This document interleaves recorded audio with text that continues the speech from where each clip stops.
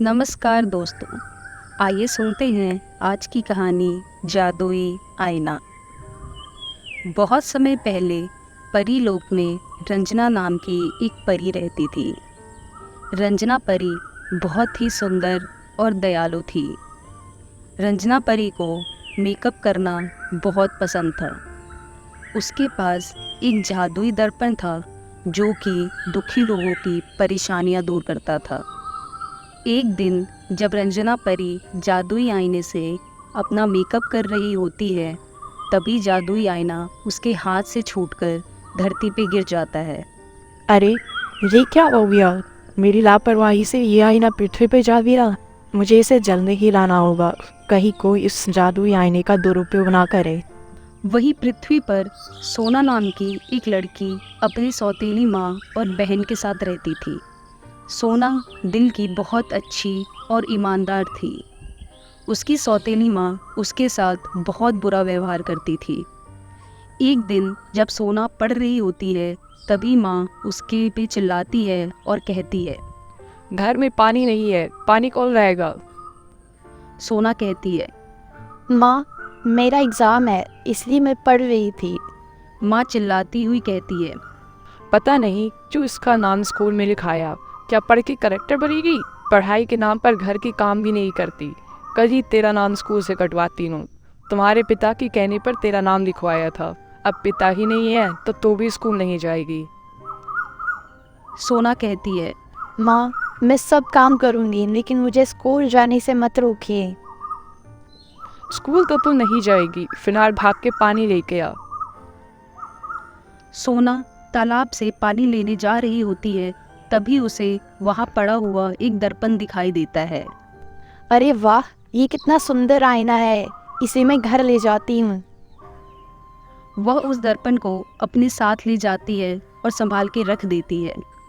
जब रंजना परी वह आईना ढूंढने आती है, तो वह वहाँ मोना को घर के बाहर देखती है। वह सोना से अपनी आईने के बारे में पूछती है। क्या तुमने यहाँ कोई आईना देखा है क्या? सोना कहती है। हाँ, वो मेरे पास ही है। वो वाकई बहुत सुंदर है। अगर वह आपका है तो मैं आपको लौटा देती हूँ। सोना जादुई शीशा उसे लौटा देती है। रंजना परी उस आईने को हाथ में लेती है और उसमें मोना की सारी परेशानियां देख लेती है। वह सोना की ईमानदारी से खुश होकर वह जादुई आईना उसे कुछ समय के लिए दे देती है और कहती है।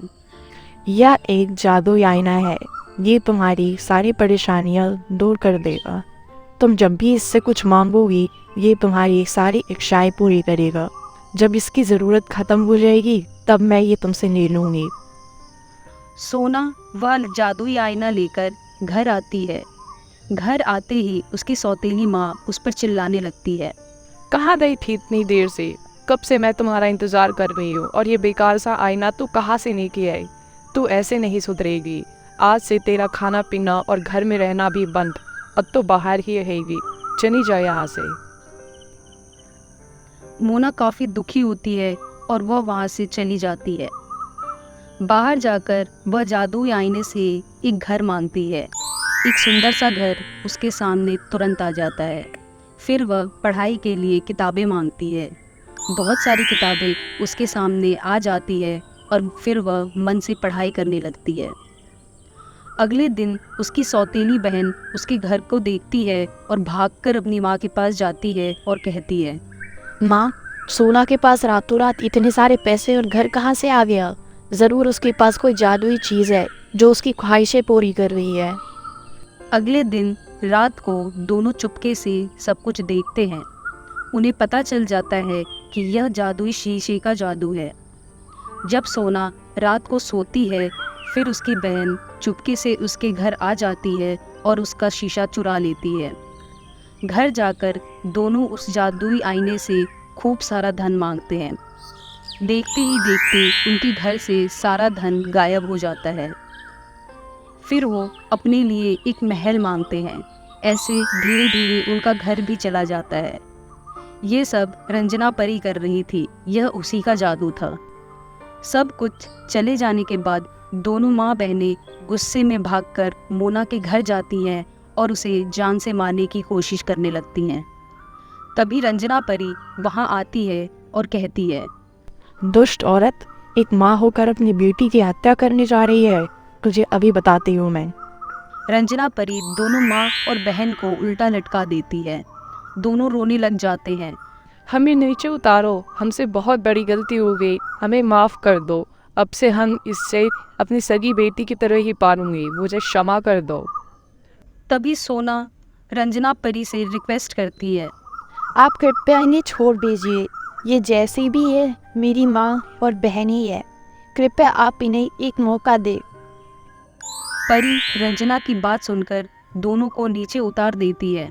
सोना परी को उसका जादुई आईना वापस दे देती है और तीनों लोग सुखी सुखी रहने लग जाते हैं।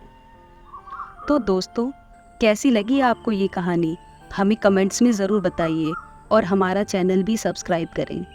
धन्यवाद।